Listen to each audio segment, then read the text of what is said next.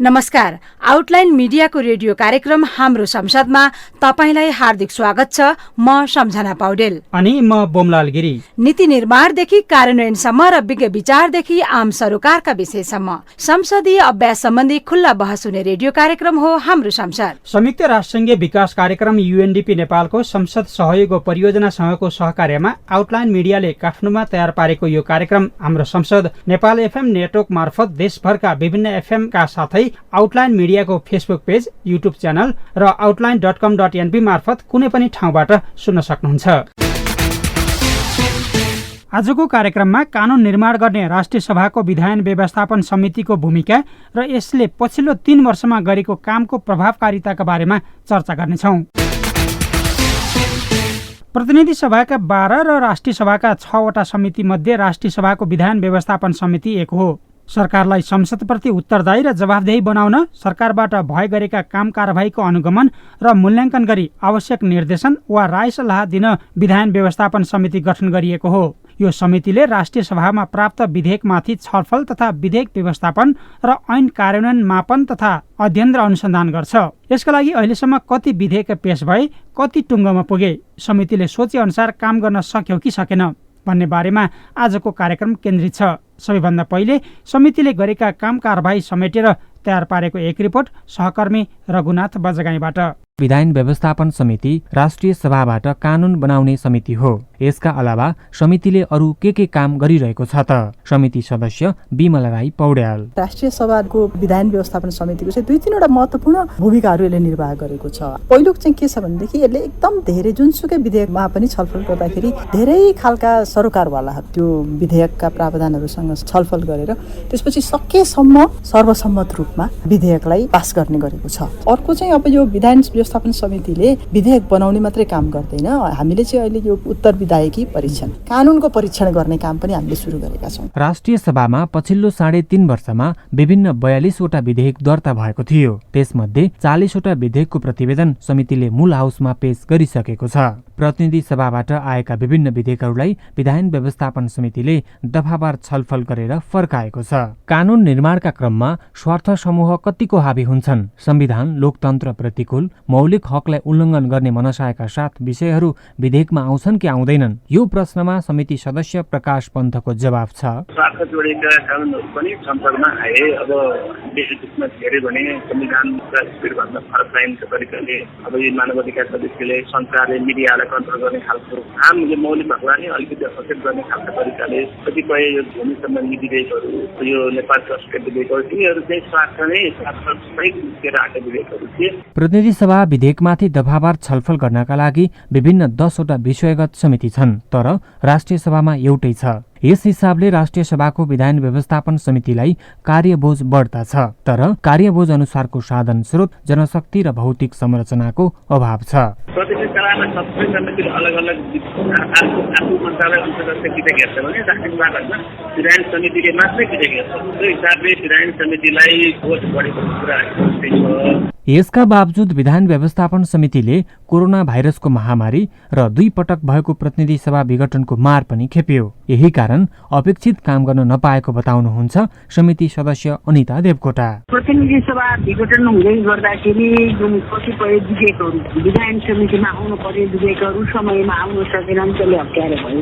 र अर्को कुरा कोभिड महामारी कारण निषेधाज्ञा जारी भयो र धेरैसम्म समितिका बैठकहरू पनि प्रभावित भए। ठुलो निषेधाज्ञा भइसक्दाखेरि पनि विधेयकका बारेमा कोभिडले प्रभावित नै गरायो। तर प्राप्त समयमा गरेको काम सन्तोषजनक नै रहेको बताउनुहुन्छ समिति सदस्य द्वय बिमला राई पौड्याल र अनिता देवकोटा। म एकदम सन्तुष्ट छु। मलाई त म योभन्दा अगाडि दिगो विकास समितिमा थिएँ, त्यहाँबाट पनि मैले थुप्रै विधेयकहरूमा चाहिँ संशोधन हालेर म राष्ट्रिय सभाको विधायन समितिमा जान्थेँ। उहाँहरूले संशोधन हालेका सबै सांसदहरूलाई बोलाउनुहुन्छ। दफावार छलफल एकदम सौहार्दपूर्ण वातावरणमा हुन्छ। समितिले अत्यन्त मेहनतका साथ काम गरेको छ, त्यसैले सफल रहेको छ भन्ने मेरो ठम्याइ छ। राष्ट्रिय सभालाई स्थायी सदनको रूपमा लिइन्छ। स्थायी सदनबाट बन्ने कानूनहरू निर्माणको जिम्मेवारी पाएको विधायन व्यवस्थापन समिति स्वार्थ समूहबाट जोगिनु पर्ने हुन्छ र कानून निर्माणमा विज्ञको राय लिने, सबैको पहुँच सुनिश्चित गर्ने, समिति सदस्यहरूको क्षमता अभिवृद्धि गर्ने सन्दर्भमा अझ प्रभावकारी बन्नुपर्ने देखिन्छ। 2074 सालमा निर्वाचन भएर आएपछि गठन भएको समितिले यो अवधिमा सोचेअनुसार काम गर्न नसकेको गुनासो सुनिँदै आएको छ। कतिपय अवस्थामा समितिको कार्यक्षेत्र बाजिने, तालिका बनाएर काम गर्न नसक्ने अनि प्रतिनिधि सभामा उत्पन्न भएका विधेयकहरू राष्ट्रिय सभासम्म आइपुग्दा विभिन्न स्वार्थहरू बाजिने गरेको गुनासो नौलो होइन। त्यस्तो किन हुन्छ? त्यसलाई राष्ट्रिय सभाको विधायन व्यवस्थापन समितिले कसरी टुङ्ग्याउने गरेको छ अनि अहिलेसम्म कानुन निर्माणको अवस्था कस्तो छ? यिनै विषयमा केन्द्रित बहस अबको पालोमा। छलफलका लागि आज हामीसँग हुनुहुन्छ समितिका सदस्यहरू भैरव सुन्दर श्रेष्ठ, खिमकुमार विक र ठगेन्द्र प्रकाश पुरी अनि संसदीय रिपोर्टिङ गरिरहेका पत्रकार प्रकाश ढकाल। सबैभन्दा पहिले यहाँहरू सबैजनालाई हार्दिक स्वागत छ। यो अवधिमा समितिले के काम गर्यो, तपाईँहरूले गरेका कामको उपलब्धि चाहिँ कसरी लिनुहुन्छ? भैरव सुन्दर श्रेष्ठज्यू। यो 3.5 वर्षको अवधिमा राष्ट्रिय सभामा अहिलेसम्म पेश भएका जम्मा विधेयक भनेका 42वटा विधेयकहरू चाहिँ हुन्। ती 42वटा विधेयक मध्ये सरकारी विधेयक 41वटा र गैर सरकारी विधेयकको रूपमा रहेको एउटा चाहिँ विधेयक जो सामाजिक सुरक्षा सम्बन्धी विधेयक चाहिँ छ। र यो 41वटा पेश भएका विधेयक मध्ये हामीले राष्ट्रिय सभाबाट पास चाहिँ भएर त्यही उत्पत्ति भएर हामीले सबै प्रक्रिया पूरा गरेर विधेयकहरू प्रतिनिधि सभामा पेश भएका चाहिँ छन्। सन्देश चाहिँ त्यहाँ चाहिँ पठाइएको चाहिँ छ। ती विधेयकहरूमा मिडिया काउन्सिल विधेयक, ज्येष्ठ नागरिक विधेयक, नेपाल विशेष सेवा विधेयक, हवाई सेवा विधेयक, नागरिक उड्डयन विधेयक, नातोल विधेयक र प्रत्यायन विधेयक लगायतका 15वटा विधेयक जति हामीले ठाका चाहिँ छौँ र ती विधेयकहरू प्रतिनिधि सभामा चाहिँ छलफल भएर हामी कहाँ चाहिँ प्राप्त चाहिँ भएको छैन। यसरी राष्ट्रिय सभाबाट पेश भएर त्यहाँ चाहिँ प्रक्रिया पूरा गरेर राष्ट्रिय सभा सन्देश चाहिँ प्रतिनिधि सभामा गएका विधेयकहरू यदि हुन् भने मौलिक हकसँग सम्बन्धित विधेयकहरू पनि हामीले थुप्रै बीचमध्ये पास गरिसकेका चाहिँ छौँ। केही मौलिक हकसँग सम्बन्धित विधेयकहरू राष्ट्रिय सभामा उत्पत्ति भएका चाहिँ छन् र ती विधेयकहरू पनि पास चाहिँ भएर प्रतिनिधि सभामा चाहिँ गएका र केही मौलिक हक सम्बन्धीका केही विधेयकहरू प्रमाणीकरण भइसकेका कानुनमा आएका चाहिँ छन्। ऐनको रूपमध्ये केही प्रमाणीकरण हुन चाहिँ बाँकी चाहिँ रहेका चाहिँ छन्। अहिले 4वटा विधेयकहरू समितिमा विचाराधीन अवस्थामा चाहिँ छन्। ती विधेयक भनेका अध्यागमन विधेयक, प्रतिलिपि अधिकार विधेयक, अनुगमनता मूल्याङ्कन विधेयक र विद्युत सम्बन्धी विधेयक। मैले यो सन्दर्भमा के पनि भन्न चाहन्छु भने आज योभन्दा बढी विधेयक चाहिँ बन्नु चाहिँ पर्थ्यो र हामीसँग कतिपय कुराहरू यो कोभिड-19ले गर्दा केही समस्या चाहिँ रहँदा जसले गर्दाखेरि हामीले यो समितिले गर्न चाहेर पनि सबै लकडाउनमा बस्नुपर्ने स्थिति भएको कारणले गर्दाखेरि निर्माण हुन सकेनन् र केही कुरो 2 पटक प्रतिनिधि सभा विघटन गरेर निर्वाचनमा जाने कुराहरू पनि आए। यो कुराले पनि विधान व्यवस्थापन समिति नै प्रभावित चाहिँ भएर समितिका बैठकहरू बस्न चाहिँ सकेनन्, जसले गर्दाखेरि आज केही काम गर्न सकिन्थ्यो होला, ती कामहरू गर्न पनि सकिएन। तपाईँसँग म पछि फेरि आउँछु। अहिले चाहिँ ठगेन्द्र प्रकाश मान्यज्यू, उहाँले जति कुरा थप्नुभयो, जति विधेयकहरू आए, जति प्रगति भयो, त्यसबाहेक तपाईँले थप्नुपर्ने केही छ? मूलत विवरणात्मक हिसाबले कुरा त्यही नै हो। राष्ट्रिय सभामा कानुन बनाउने समिति चाहिँ हो यो। यसले मूलभूत हिसाबमा चाहिँ 3वटा काम गर्छ। एउटा यो समितिमा प्राप्त भएका विधेयकहरूको व्यवस्थापन गर्छ। दोस्रो कुरा चाहिँ हाम्रा कानुनहरूको कार्यान्वयनको प्रभावकारिता के छ भन्ने विषयमा पनि यसको मापन मूल्याङ्कन गर्ने कुरा छ। र तेस्रो कुरा मुलुकलाई चाहिने र अहिले भइरहेका कानुनहरूको अवस्था स्थिति के हो भनेर हामी अध्ययन अनुसन्धानको पाटोलाई पनि हेर्ने गर्छौँ। 2074 साल फाल्गुन 21 गते संघीय संसदको समयावधि प्रारम्भ भएपछि आजका मितिसम्म 127वटा चाहिँ विधेयकहरू आएका छन् संसदमा। ती मध्ये 6वटा चाहिँ गैर सरकारी विधेयक छन्। अरू बाँकी चाहिँ 121 या 122 यस्तै कति छ भने ती सरकारी विधेयक छन्। त्यसमध्ये अघि माननीय भैरव सुन्दर श्रेष्ठजीले चाहिँ बताउनु भयो कि वास्तवमा 88 को हाराहारीमा चाहिँ प्रतिनिधि सभामा चाहिँ विधेयकहरू उत्पत्ति भए अनि 42वटा चाहिँ राष्ट्रिय सभामा विधेयकहरू चाहिँ उत्पत्ति भए। वास्तवमा हुनुपर्ने चाहिँ के थियो भन्दाखेरि धेरै विधेयकहरू चाहिँ प्रतिनिधि सभामै उत्पत्ति हुनुपर्छ र प्रतिनिधि सभाले निभाइएका कुराहरूलाई हामीले हाम्रो स्तरमा चाहिँ हेर्नु पर्थ्यो। तर के भयो भन्दाखेरि राष्ट्रिय सभाको विधायन व्यवस्थापन समितिले अलि आफ्नो काम प्रभावकारी ढंगले गरेको हुनाले धेरै विधेयकहरू पनि यता राष्ट्रिय सभातिर चाहिँ उत्पत्ति हुने स्थिति चाहिँ बन्यो। र म के कुरामा चाहिँ जोड दिन्छु भने प्रतिनिधि सभाले टुङ्गो लगाएका कुराहरूलाई राष्ट्रिय सभाले आफ्नो स्तरमा तिनीहरूलाई हेरेर थप विकसित गर्ने कुरामा हामीले जोड दिनुपर्छ भन्ने कुरालाई मैले अलि बढी फोकस गर्न खोजेको हो। हस्, धन्यवाद। अब खिमकुमार विकज्यू, दस्तावेजीकरणका हिसाबले त उहाँहरूले भन्नुभयो जति विधेयकहरू आए ती कति प्रगति भए, कहाँ पुगे भन्ने बारेमा उहाँहरूले भनिसक्नु भएको छ। यो कामबाट तपाईँ 3-3.5 वर्षको अवधिमा कतिको सन्तुष्ट हुनुभयो अथवा जति काम गर्नुपर्ने थियो विधान व्यवस्थापन समितिले त्यो गर्न सक्यो कि सकेन अथवा नसक्नुको पछाडि कारणहरू के रहे, के देख्नुहुन्छ? सुरुको चरणमा अलिकति व्यवस्थाकीय प्रबन्धहरू मिलाउँदै गयो। समितिले पूर्ण स्वरूप प्राप्त गर्ने कुरा अनि त्यसको गठनकै कुरा पनि अलि ढिलो भएको छ। कोभिड-19 को कारणले पनि प्रभावित भयो। दोस्रो कुरो, प्रतिनिधि सभा एकपटक होइन दुईचोटि विघटन हुँदाले पनि अब यसको काम कारबाहीमा स्वाभाविक रूपमा प्रभावित भएको अनुभूत हुन्छ। किन भन्दाखेरि संघीय संसद भनिसकेपछि प्रतिनिधि सभा र राष्ट्रिय सभा दुवै हो, एक अर्कोमा यसको एकदमै अन्तर सम्बन्धित छन्। कामको हिसाबले पनि यो विधेयक विशेष त चाहिने संसदले गर्ने, पार्लिमेन्टले गर्ने काम भनेको त नीति निर्माणकै काम हो, बिलहरू नै हो। त्यसो भएको हुनाले राष्ट्रिय सभाले आफ्नो जति गतिमा काम गर्दा पनि प्रतिनिधि सभा नभएको अवस्थामा त्यसले पूर्णता पाउँदैन। हाम्रो समितिले खास गरेर के गर्यो त भन्दाखेरि टोटल्ली आएका बिलहरू मध्ये पनि प्राथमिकीकरण गरेर तत्काल राज्यलाई आवश्यकता, सरकारलाई गाँठा फुकाउनु पर्ने बिलहरू कुन कुन हो त्यसलाई हेरेर अगाडि बढाउने काम गर्यौं। अझै गति लिन सकिरहेको छैन। पूर्ण रूपमा सन्तुष्टि भन्ने कुरा त छैन। फेरि पनि सारत चाहिने यो समितिले गरेको काम कारबाही प्रति सामान्यतया चाहिने सन्तुष्टि नै लिनुपर्छ। हजुर मान्यज्यू, जस्तो अब तीनैजना मान्यज्यूले भन्नुभयो कोभिडका कारण र प्रतिनिधि सभा विघटन हुँदाखेरि सोचे अनुसार काम गर्न सकिएन। कारणहरू यति थिए अथवा यसबाहेक अरू कुनै कारण पनि छन् जसले गर्दा सोचे अनुसार तपाईहरुले काम गर्न सक्नु? मूलभूत कारण भनेको त यिनै हुन्। अरू त्यसका सहायक कारणहरू त थुप्रै हुन्छन्। सरकार पनि त्यसको जिम्मेवार हुन्छ। किन भन्दाखेरि बिल प्रस्तुत गर्ने भनेको त सरकारले हो। उसलाई आवश्यक परेको चाहिने बिलहरू चाहिने प्रस्तुत गर्ने, पार्लिमेन्टमा ल्याउने कुरा अनि समितिमा पठाउने कुरा त उसले हो। जुन कुरा चाहिने सरकारमा त्यति धेरै चाहिने गम्भीरता देखिएन भनेर भन्छु म। सरकारले जति तीव्रतामा गराउनु पर्ने हो त्यतातिर ध्यान गएन। ऊ भइपरि काममा नै अल्झिराख्यो। पार्टीभित्रको अन्तर्विरोध, अन्तर्कलह, अरू यस्तै चाहिने उद्घाटन, शिलान्यास यस्तै चिजहरूमा धेरै अल्मलिएको कारणले चाहिने वास्तवमा चाहिने सांसदहरूले म सांसद हो, म कानुन निर्माणको लागि आएको भन्ने अनुभूति हुने किसिमको चाहिने सरकारले पोलिसी बनाइदिनु पर्छ र विधायकीय चाहिने अधिकार माथि हस्तक्षेप गरेर कतिपय चाहिने अध्यादेशबाट, कति चाहिने अब विभिन्न चाहिने कार्यविधिबाट सञ्चालन गर्ने एउटा प्रक्रिया छ। यसले गर्दाखेरि पनि यतातिर प्रभावित भएको छन्। सहायक कारणहरू यी पनि हुन सक्छन्। हजुर धन्यवाद। तपाईसँग म पछि फेरि आउने छु। प्रकाश ढकाल हुनुहुन्छ, उहाँले लामो समय संसदीय रिपोर्टिङ गर्नुभएको छ। प्रकाशजी, अब हामी तीनजना मान्यज्यूको कुरा सुन्यौं, यसबारेमा तपाईको भनाइ के छ? मान्यज्यूहरूले आफ्नो कुरा राखिसक्नुभयो। जे जति राख्नुभयो त्यो कुरा सत्य नै हो।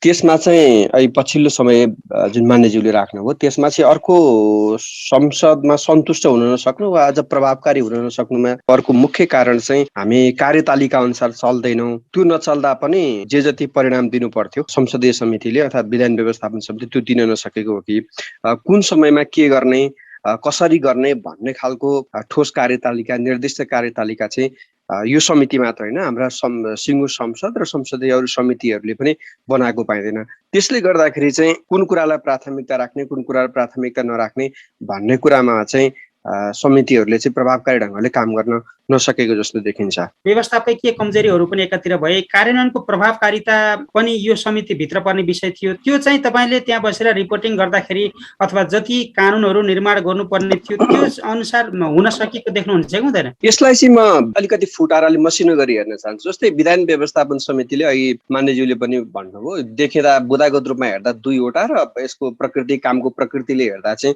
3वटा कामहरू चाहिँ प्रष्ट रूपमा देखिन्छन्। पहिलो चाहिँ अब यो राष्ट्रिय सभामा प्राप्त विधेयकहरू माथि छलफल गर्ने, त्यसलाई पारित गर्ने काम जिम्मेवारी चाहिँ विधान व्यवस्थापन समितिले दिएको छ। यो प्रतिनिधि सभा र राष्ट्रिय सभामा चाहिँ यसको फरक के छ भने प्रतिनिधि सभामा चाहिँ 10वटा विषयगत समिति छन्। ती 10वटा विषयगत समितिमा चाहिँ विषय अनुसारका विधेयकहरू ती सबै समितिमा 10वटै समितिमा बाँडिन्छन्। तर राष्ट्रिय सभाको प्रकृति अलिक फरक छ। यसले चाहिँ प्रतिनिधि सभाका 10वटा समितिले चाहिँ पारित गरेका, छलफल गरेका विधेयक उप चाहिँ सँगै अरू राष्ट्रिय सभामा बाँकी अरू 3वटा समिति भए पनि विधेयकका विषयमा निर्णय गर्नुपर्ने, छलफल गर्नुपर्ने, त्यसलाई टुङ्ग्याउनु पर्ने दायित्व यो समितिलाई छ। यो हिसाबले अलिकति कार्यबोध जस्तो देखिन्छ। अर्को बाँकी 2वटा काम भनेको ऐन कार्यान्वयन, मापन र अध्ययन र अनुसन्धान। यी 2वटा काम चाहिँ एकातिर 10वटा समिति वा सिङ्गो प्रतिनिधि सभाले पठाएका विधेयकलाई चाहिँ टुङ्ग्याउनु पर्ने, अर्कोतिर ऐन कार्यान्वयनको अवस्थाको मापन गर्ने र अध्ययन अनुसन्धान गर्ने भनेका यो पनि फरक फरक पृथक विषयहरू हुन्। जस्तै अहिलेसम्म नेपालमा बनेका कानुनहरूको कार्यान्वयन कार्यान्वयनको अवस्था के छ,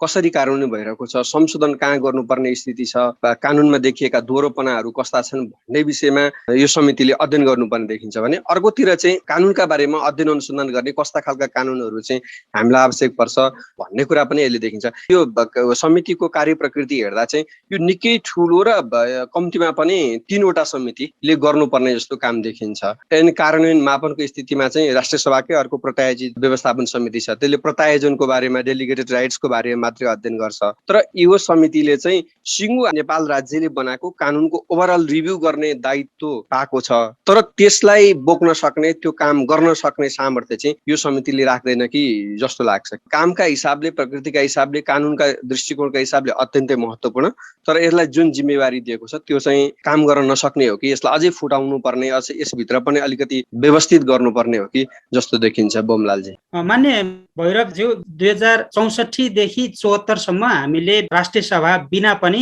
कानुन निर्माण गर्ने काम गर्यौं। त्यति बेला राष्ट्रिय सभा भएन, हुन त त्यति बेला पनि ठुलो जम्बो संसद भयो, 601 जनाको संसद संख्या धेरै भयो भनेर आवाज उठाइयो। त्यसपछि प्रतिनिधि सभामा 275 र राष्ट्रिय सभामा 60 गरेर 335 सदस्यीय संसद बन्यो। अब यति भइसकेपछि राष्ट्रिय सभाको औचित्यमाथि पनि प्रश्न उठ्ने गरेको छ बेला बेलामा।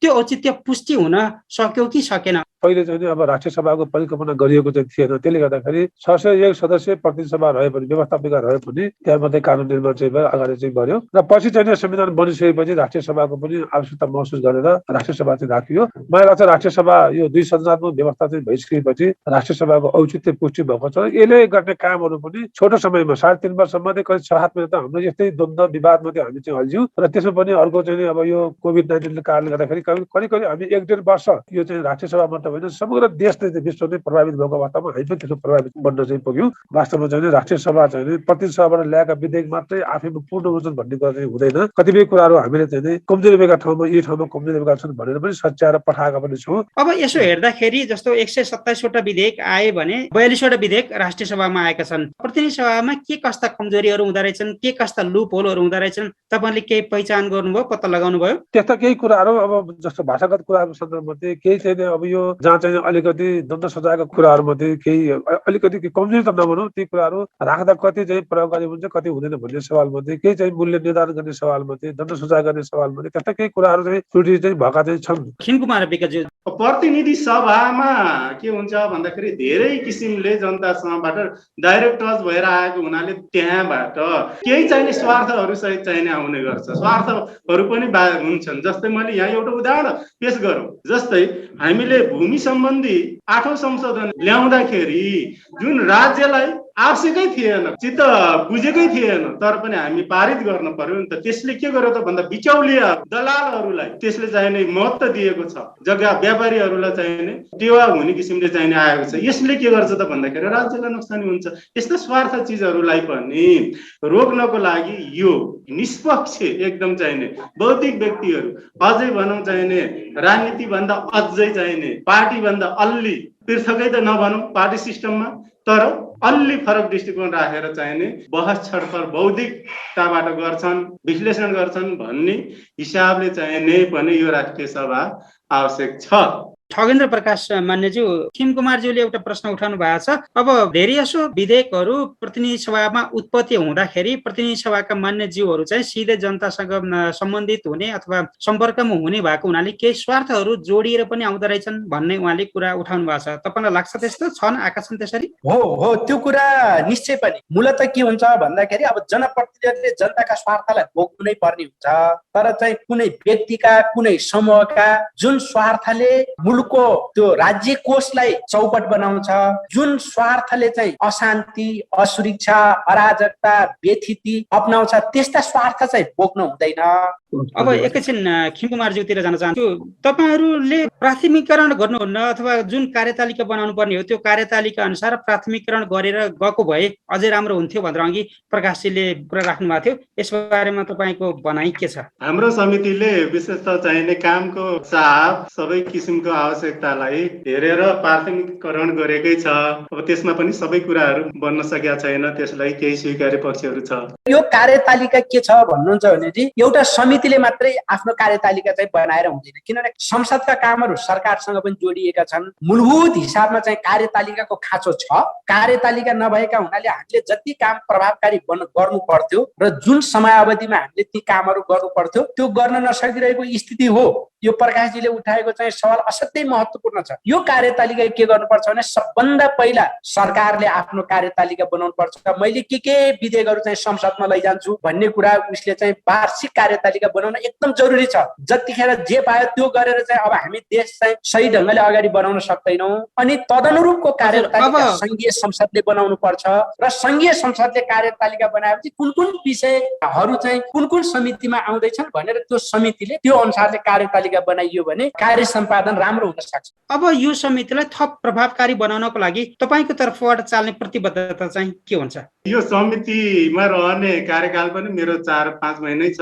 यो अवधिमा चाहिँ अब सब यो अधिवेशन करिब अन्त्य नै होला। अर्को अधिवेशनको 1-आध महिना मात्रै रहन सक्छौँ। त्यो अवस्थामा जे जति समय रहन्छ त्यो समयमा म राज्यको आवश्यकता, देश र जनताको भावनाको कदर गर्दै राष्ट्रलाई नोक्सानी नहुने किसिमले बिलहरूमाथि, काम कारबाहीहरूमाथि आफूलाई केन्द्रित गर्छु। ठगेन्द्र प्रकाश मान्यज्यू, मूलत चाहिँ अब मेरो प्रतिबद्धता चाहिँ के छ भन्दाखेरि राष्ट्र र जनहित सोचेर इमान्दारिता पूर्वक जस्तो 3.5 वर्षको मैले चाहिँ अहिले सांसदको हैसियतले आफ्नो समयावधि व्यतीत गर्ने र यो 3.5 वर्षसम्म मूलभूत हिसाबमा यो कानुन बनाउने कुरामा नै मैले आफ्नो चाहिँ सम्पूर्ण ध्यान चाहिँ केन्द्रित गरेर चाहिँ म लागेको चाहिँ छु र बाँकी मेरो अब 6 महिनापछि मेरो कार्यकाल चाहिँ सकिँदैछ र यो 6 महिनामा पनि अझै हामी महत्त्वपूर्ण काम गर्न सक्छौँ र त्यो इमान्दारिताका साथ हामी गर्छौँ भन्ने चाहिँ मलाई लाग्छ। मेरो त्यो प्रतिबद्धता पनि छ। अर्को कुरा चाहिँ के छ भने सांसदहरूको बसेर कुरा गर्ने ठाउँै छैन कि चाहिँ निवासबाट सरासर आउने हो, संसदमा गएपछि चाहिँ सदनमा कुर्सीमा बस्ने हो, समितिमा आएपछि समितिको कुर्सीमा बस्ने हो। जस्तो तपाईसँग मैले छुट्टै अलग्गै औपचारिक अनौपचारिक हिसाबले बसेर केही कुराकानी गर्नु पर्यो भने मैले कहाँनिर बसेर चाहिँ कुरा गर्ने त? कि मैले तपाईँलाई चिया पसलमा बोलाउनु पर्छ कि मैले चाहिँ कुनै चौपारीमा अथवा कुनै चाहिँ बिसाउनीमा चाहिँ बोलाउनु पर्ने छ? मेरो छुट्टै कुनै कार्यकक्ष नै छैन। हस्, यहाँहरूको समय र विचारका लागि धेरै धेरै धन्यवाद दिँदै हार्दिक आभार व्यक्त गर्न चाहन्छु। धेरै धेरै धन्यवाद। उहाँहरूका कुरा सुन्दा समितिले सोचेअनुसार काम गर्न नसकेको निष्कर्ष निकाल्न सकिन्छ। त्यसको कारण के हो अनि समितिले अहिलेसम्म भोग्नु परेका अप्ठ्यारा र समाधानका उपाय के हुन्? हामीले यस विषयमा समितिका सभापति परशुराम मेघी गुरुङसँग कुराकानी गरेका छौँ। विधान व्यवस्थापन समितिले पछिल्लो 3 वर्षमा के उपलब्धिहरू प्राप्त भयो? विधान समितिले चाहिँ खास गरिकन राष्ट्रिय सभामा उत्पत्ति भएका विधेयकहरू र प्रतिनिधि सभाबाट पारित भएर राष्ट्रिय सभामा आएका विधेयकहरू यही समितिमा आउने गर्छ। विधान समितिको जम्मा 3वटा काम छ। एउटा चाहिँ आएका विधेयकहरूमाथिको छलफल गर्ने र विधेयकहरूलाई समृद्ध बनाउने। दोस्रो चाहिँ बनेका ऐन कानुनहरूको कार्यान्वयनको अवस्था के छ त्यसको मापन मूल्याङ्कन गर्ने।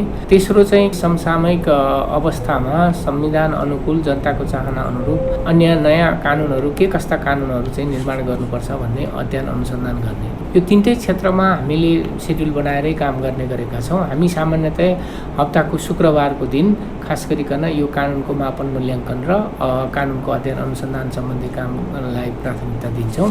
अरू दिनहरूमा विधेयकमाथिको छलफलमा हामी केन्द्रित हुन्छौँ। कानुन निर्माणको सङ्ख्यात्मक विवरण कस्तो छ र अहिलेसम्म हामीले राष्ट्रिय सभामा आएका जम्मा 40वटा विधेयकहरू मध्येमा आजको दिनसम्म कुरा गर्दाखेरि 40वटै विधेयकहरू हामीले छलफल गरेर सभामा चाहिँ 2टा विधेयक प्रस्तुत गर्न बाँकी छ। अरू सबै हामीले प्रस्तुत गरिसकेको अवस्था छ र प्रतिनिधि सभाबाट आएका पनि जति पनि विधेयकहरू छन् ती कुनै पनि विधेयकहरू हामीसँग छैन। हामीले यो 3 वर्ष बिचमा झन्डै 70वटा भन्दा माथि विधेयकहरू चाहिँ छलफल गरेर अगाडि बढाउने काम भएको छ। त्यस्तै गरेर अब उत्तर विधायकी परीक्षण भनेको चाहिँ बनेका कानुनहरूको मापन मूल्याङ्कन गर्ने हो। मान्छेहरूलाई अब सबै हामीलाई के थाहा छ भने पैसाको अडिट गर्नुपर्छ भन्ने चाहिँ थाहा छ, तर कानुनको अडिट भन्ने चाहिँ नयाँ विषय हो र कानुनको अडिट चाहिँ पैसाको अडिट भन्दा धेरै महत्त्वपूर्ण कुरा हो। किन भन्दाखेरि कानुनको एउटा शब्दले पनि लाखौँ जनतालाई असर गरिरहेको हुनसक्छ। त्यसो भएको हुनाले हामी यो काम भर्खर सुरु गरेका छौँ। कुन अहिलेसम्म हामीले चाहिँ जम्मा 4-5वटा ऐनहरूमा केन्द्रित भएर छलफल गऱ्यौँ। एउटा सामाजिक व्यवहार सुधार ऐन यो समय अनुकूल छैन। यसलाई अध्ययन अनुसन्धान गरेर करिब हामीले 6 महिना लगाएर यो काम गऱ्यौँ। त्यसमा चाहिँ हामीले अहिले समय सुहाउँदो चाहिँ एउटा सांस्कृतिक संहिताको रूपमा यो ऐनलाई परिमार्जन गर्नुपर्छ भनेका छौँ। दोस्रो, कोभिडको बेलामा चाहिँ हामीले 2020 सालमा बनेको संक्रामक रोग ऐनले चाहिँ आजको यो संक्रामक वस्तुस्थितिलाई चाहिँ कभर गर्न सक्दैन। त्यस हुनाले यो ऐनलाई परिमार्जन गर्नुपर्छ, संशोधन गर्नुपर्छ भनेर हामीले करिब 4 महिना लगाएर यो अध्ययन गरेर सरकारलाई हामीले रिपोर्ट दिएका छौँ र त्यो अनुसार सरकारले नयाँ ऐन ल्याउने कुरा पनि गरेको छ। भनेको सोचे अनुसार राष्ट्रिय सभाको विधान व्यवस्थापन समितिले काम गरेको छ भने तपाईको हाम्रो विचारमा हामीले काम गरेका छौँ। करिब 1 वर्षमा हामीले झन्डै 400 वटा मिटिङ गरेका छौँ। भनेपछि हामी रेगुलर काम गरिराखेकै छौँ र त्यसमा के अवरोधहरू पनि आयो कि तपाईको? त्यस्तो खास अवरोध हामीसँग जस्तो कोभिडको समय भयो, अब त्यो कोभिडको कारणले गर्दा हामीले वास्तवमा नै काम गर्नलाई केही समय चाहिँ अलमलमा चाहिँ पारेकै हो। हामीले जति गर्नु पर्थ्यो त्यो अझै धेरै हामी खास गरिकन यो कानुनमा पनि मूल्याङ्कनको काम धेरै गर्न सकिएन। त्यो जुन चाहिँ जनतासँग बढ्ता छलफल गर्नुपर्ने, विज्ञहरूसँग बढ्ता छलफल गर्नुपर्ने, त्यसको तथ्याङ्कहरू कलेक्सन गर्नुपर्ने भएको हुनाले त्यो काममा हामीले अलिकति बाधा भएकै हो। प्रतिनिधि सभा विघटनको कारणले पनि हामीले अवरोध भयो। किन भन्दाखेरि हामीले पठाएका विधेयकहरू, प्रतिनिधि सभा पठाएका विधेयकहरू फर्केर आउने अवस्था रहेन। कतिपयले के भन्छन् भने राष्ट्रिय सभा थायी सदन हो, प्रतिनिधि सभा विघटनले राष्ट्रिय सभालाई असर नपर्नुपर्ने हो भन्छन्। अब यो कस्तो छ भने यो हाम्रो चाहिँ संवैधानिक मान्यता र हाम्रो नियमावलीले के भन्छ भन्दाखेरि विधेयकहरूले तलमाथि रन गर्नुपर्ने अवस्था राखेको हुनाले त्यसले गर्दा हामीलाई के अप्ठ्यारो भयो। तर हाम्रो आफूसँग भएको नियमित काम गर्नलाई त हामीलाई त्यस्तो धेरै कानुन निर्माणमा दुईटै सदन चाहिने भएको कारणले गर्दा अलिकति चाहिँ त्यो अलमल भएको कुरा। राष्ट्रिय सभालाई बौद्धिकहरूको सभा पनि भनिन्छ। प्रतिनिधि सभाबाट कानुन बनेर आउँदाखेरि जननिर्वाचित, प्रत्यक्ष निर्वाचित ती सांसदहरूले बनाएका कानुनहरूमा स्वार्थ जोडिएर पनि आउँछन्, व्यापारिक स्वार्थ अथवा सरकारको स्वार्थ भन्ने पनि सुनिन्छ। त्यस्तो अनुभव चाहिँ तपाईँले गर्नुभयो? त्यसमा के छ भन्दाखेरि हाम्रो नियमावलीले स्वार्थ जोडिएको कुरामा बहसमा बन्देज लगाएको छ। त्यो कुरा चाहिँ सभासदहरूले आफूले विचार गरेर त्यो आफ्नो स्वार्थ जोडिएको विषयवस्तुहरूमा छलफलमा आफूले सो घोषणा गरेर छलफलमा सहभागी नहुनुपर्ने हो। तर त्यस्तो कुराहरू चाहिँ हाम्रोमा त्यति व्यवहारमा यो उत्रिसकेको अवस्था छैन। धन्यवाद। हामीले आजको कार्यक्रममा चर्चा गर्यौं राष्ट्रिय सभाको विधायन व्यवस्थापन समितिको महत्त्व र यसले सरकारलाई उत्तरदायी बनाउन खेल्न सक्ने भूमिकाका बारेमा। आजको कार्यक्रममा हामीसँग हुनुहुन्थ्यो समिति सभापति परशुराम मेघी गुरुङ, सदस्यहरू भैरव सुन्दर श्रेष्ठ, खिमकुमार विक र ठगेन्द्र प्रकाश पुरी अनि संसदीय रिपोर्टिङ गरिरहेका पत्रकार प्रकाश ढकाल। छलफलका क्रममा माननीयज्यूहरूले आगामी दिनमा समितिलाई थप प्रभावकारी बनाउन आफूले चाल्ने कदमका बारेमा पनि प्रतिबद्धता जनाउनु भएको छ। त्यो कति प्रभावकारी हुन्छ त्यसको नियमित चर्चा गर्ने नै छौं। कार्यक्रम हाम्रो संसदको बारेमा तपाईका सुझाव, सल्लाह, प्रतिक्रिया वा प्रश्न केही भएमा तपाईले आउटलाइन मिडियाको टेलिफोन नम्बर 0141021003 मा सिधै फोन गरेर अथवा officeoutline@gmail.com मा इमेल गरेर पनि दिन सक्नुहुनेछ। तपाईले अहिले सुनिरहनु भएको रेडियोमा प्रतिक्रिया अथवा प्रश्न उठाउनु भयो भने पनि हाम्रै हातमा पर्नेछ। कार्यक्रम हाम्रो संसद उत्पादनमा सहयोग गर्ने UNDP संसद सहयोग परियोजनालाई विशेष धन्यवाद। अर्को हप्ता आजकै समयमा संसदसँग सम्बन्धित फरक विषय सहितको कार्यक्रम लिएर आउने नै छौं। आउटलाइन रेडियो कार्यक्रम हाम्रो संसदबाट सबै सहकर्मी सहित साथी बोमलाल गिरी अनि म सम्झना पौडेल बिदा हुन्छौं। नमस्कार।